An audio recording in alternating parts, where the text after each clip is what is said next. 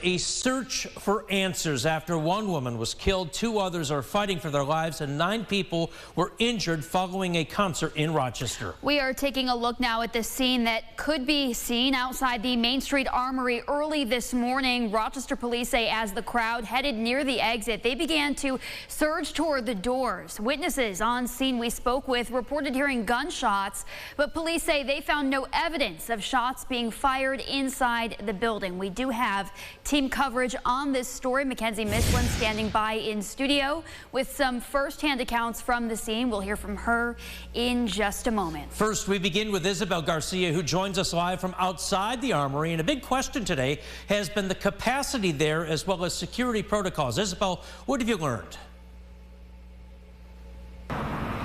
Yes, good afternoon to both of you. This is definitely a chaotic and tragic situation. I do want to bring you some breaking news. We just got into our newsroom in the last few moments here. Rochester police have officially announced the identity of the victim. We are just learning this now. I'm going to read you this off of the press release we received from Rochester Police Department.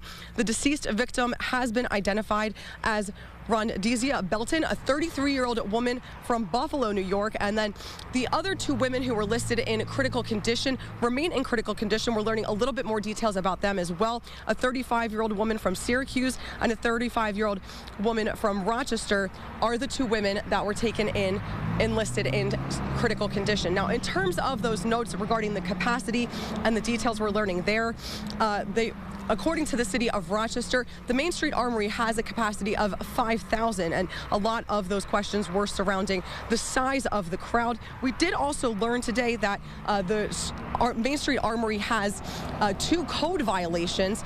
Now, in terms of the details surrounding the code violations, one of them was for an unapproved business operation in the back of the Main Street Armory, and that was supposedly wood shopping business there, and has since started to clean up the materials, according to the city.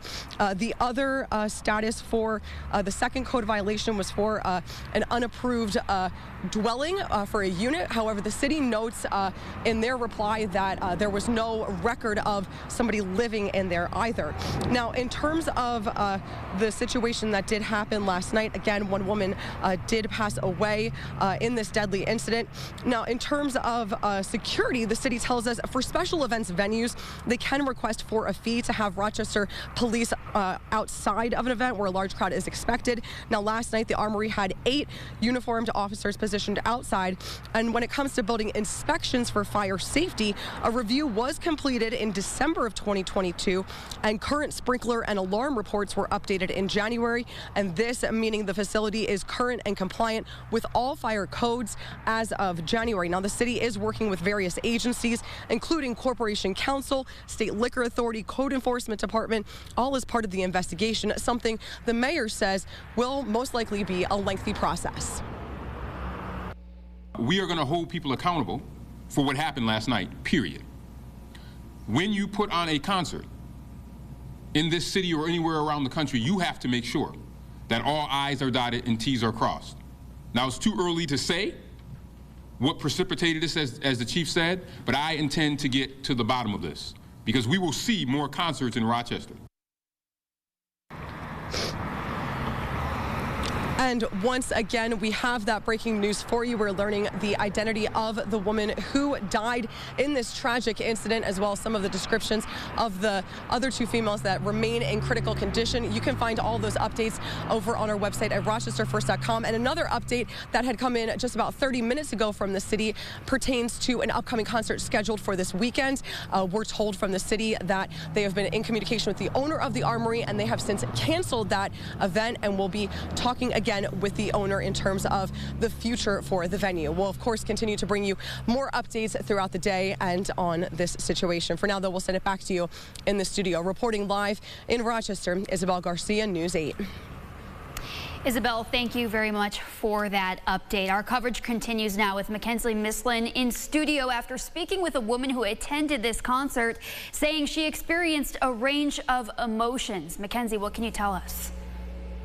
That's right, Natalie. We caught up with a woman who remains in shock following last night's events. Like many others, she even lost her phone in all the chaos. We spoke with a 22-year-old who went to last night's concert with her friends.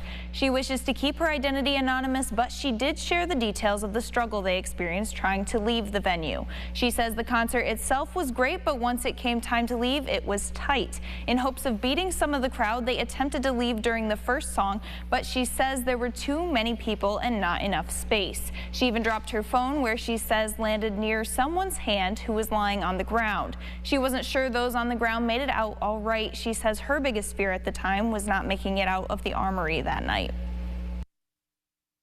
We were leaving the concert during the last song, and we were all going down the hallway, like leaving. It was pretty tight. Like I was like kind of having a bad feeling just because of how tight it was, and there were so many people. And we almost got to the door, and basically we just heard people like running, screaming towards, like running towards the door. We were just pressed up against the table, like literally getting squished. Like I felt like for a second I was like, I don't know if we're gonna like make it out of this because of how many people were like squishing in there.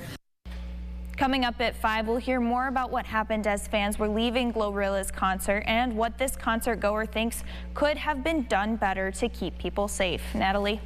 All right, Mackenzie, thanks very much. As mentioned, our coverage continues in our later newscasts. Meantime, for the very latest details on this story, you can visit our website, rochesterfirst.com.